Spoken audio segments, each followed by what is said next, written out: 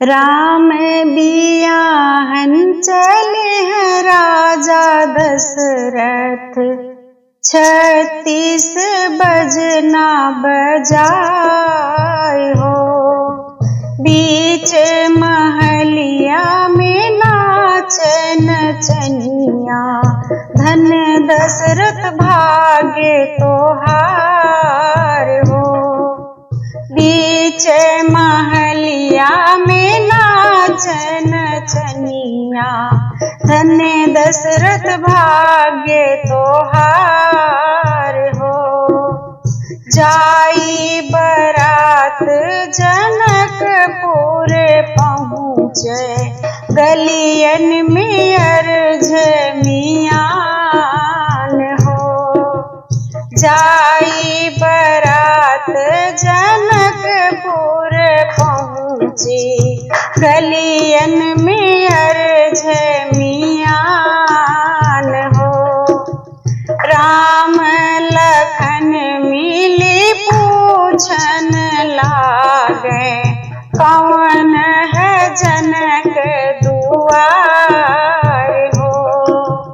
राम लखन मिली पूछन लागे, कौन है जनक दुआर हो।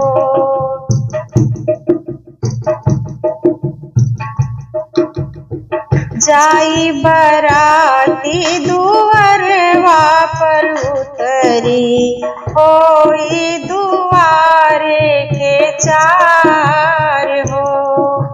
जाई बराती दुअरवा पे उतरी, होई दुआरे के चार हो। सब तो देख बराती, सासु निहार दमाद हो।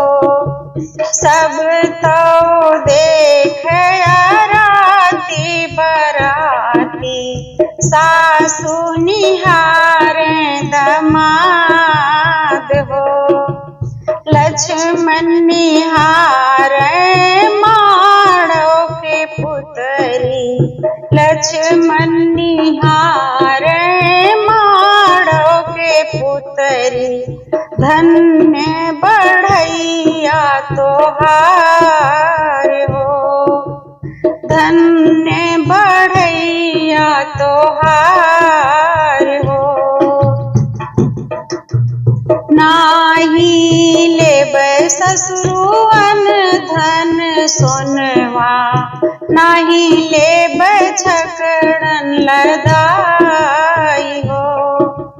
नाही लेबै ससुरु हमन धन सोनवा, नाही लेबै छकड़न लदाई हो।